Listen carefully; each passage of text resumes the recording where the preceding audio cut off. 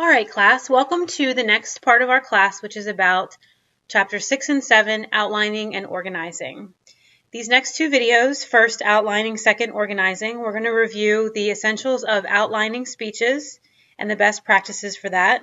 And then the next section is going to be about organizing, which is an organizational pattern that we use in order to organize our speeches well and so that the audience can follow along in a relatively well manner. So let's get started with the first part. So page 128 of your textbook has the best example of a speech outline. So I encourage you to go to page 128 this week as you're doing your reading and review that in great detail.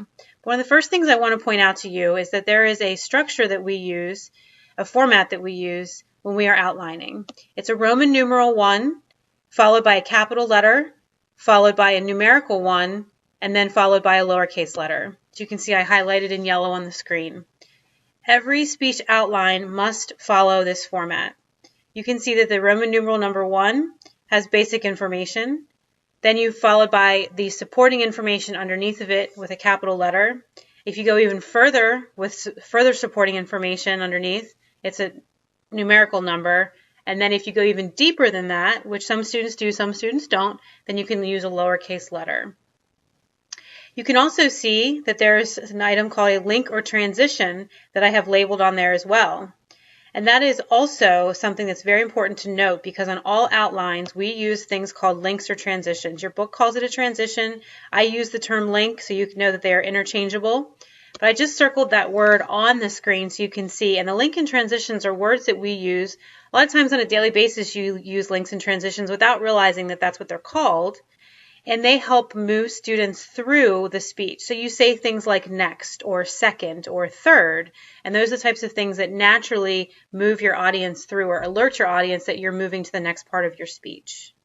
And then you can see in the body of the speech or of the outline, you will see that the Roman numerals are also the same way. So main point number 1 is always going to be a Roman numeral number 1, main point number 2, Roman numeral number 2, and so on and so forth. And then any subpoint or sub-subpoint is going to be a capital letter, a sub-subpoint is going to be a numerical number, and then if you go any deeper, again, the lowercase letter like I mentioned at the top in yellow.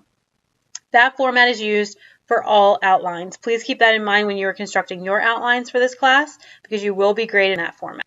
So let's talk about the 3 different types of outlines. The first one is called a working outline, and that is when you start your rough draft of your outline for your speech.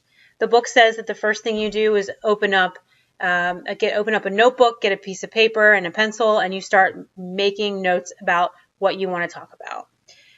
That's a very effective way, although we live in a different age now. So I think that if you opened a Microsoft Word or a word processing document and you could start typing, that would be fine as far as your rough draft for your outline. But the important part of working outline is that you know it's your very first draft. It's the first version where you start to get your ideas down on paper.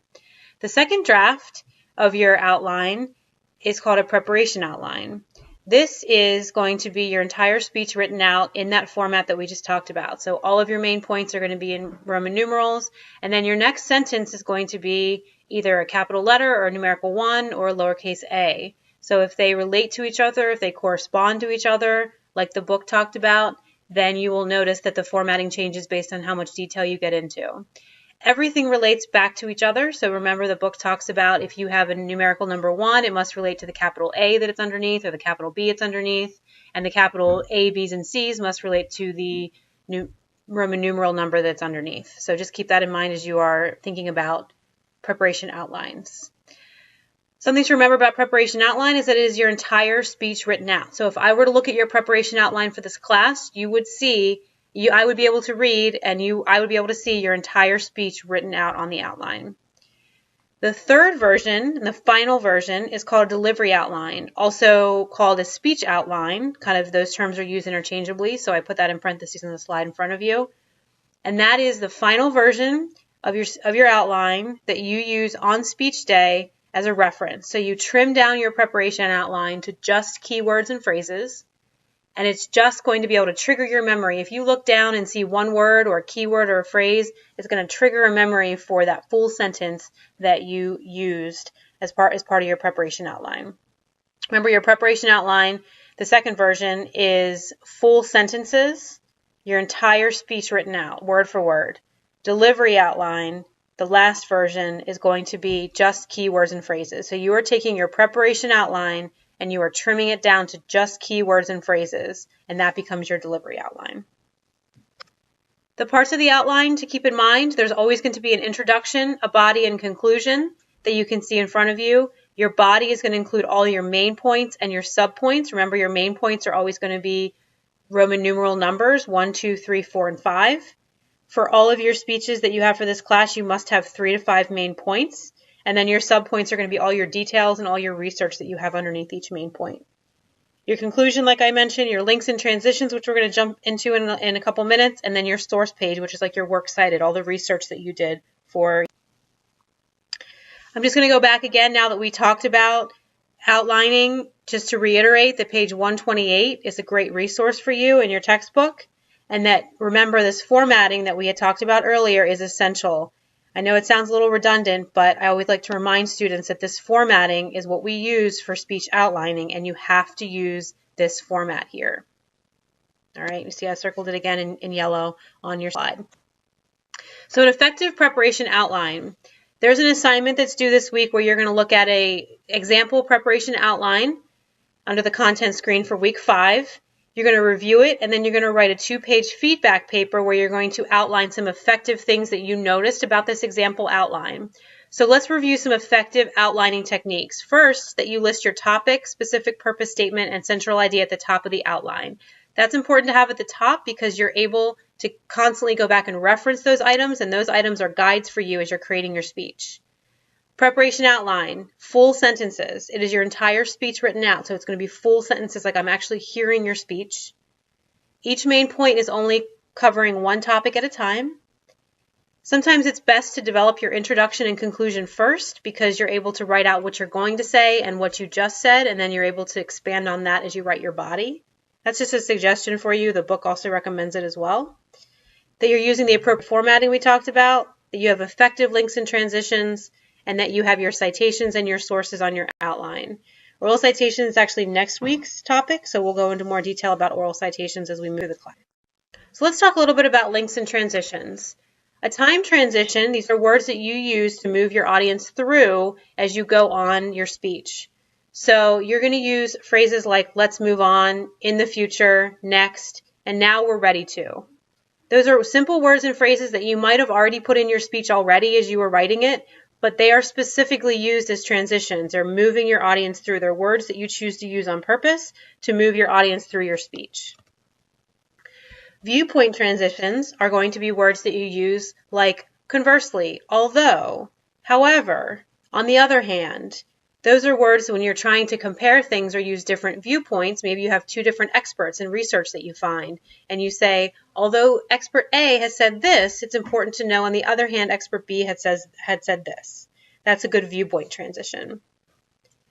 Connective transitions are connecting your points or subpoints together. So you say things like, in addition, moreover, another way to look at this, or also. Those are connective transitions. Again, these are words that you might have already used as part of the natural progression of writing your speech, but it's more important that you recognize what they are and that they're labeled and their importance in speech delivery.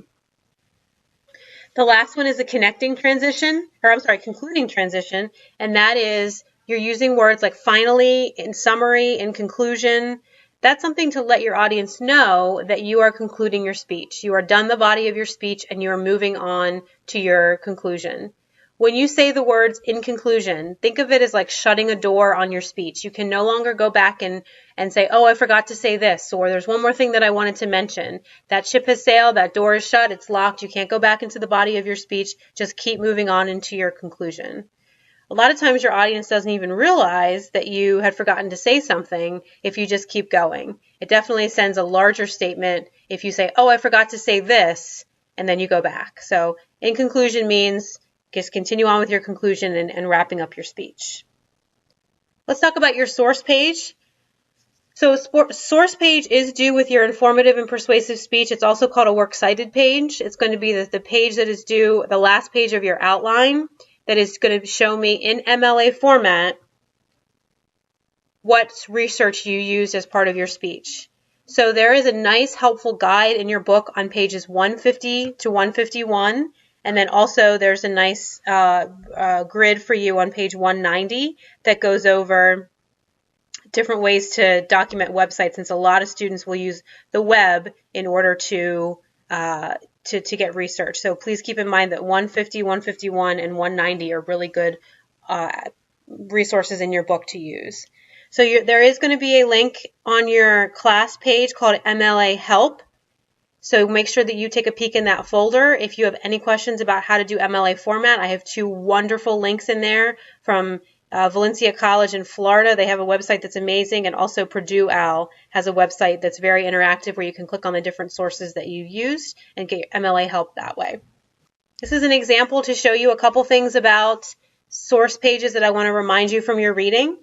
Just keep in mind that all sources are in italics, so you can see in the first one, how to deliver an effective speech is in italics. That's the source information. So you want to make sure that you keep all source information in italics. I'm going to underline that in orange for you so you can see. The title of things are always going to be in quotations. If you look at the second item down, you will see that writing a blog is the title, and it's going to be in quotations. I'm going to highlight that green right now for you. And that is the title of that source. So they're always going to be in quotations. And then the last one I wanted to show you was that there's no author for the bottom one. So what happens is the author is removed. You actually just, it's kind of like it doesn't exist. You move everything over. So you can see it above where it says writing a blog. If that didn't have an author, it would just move right over and it would be alphabetized with W.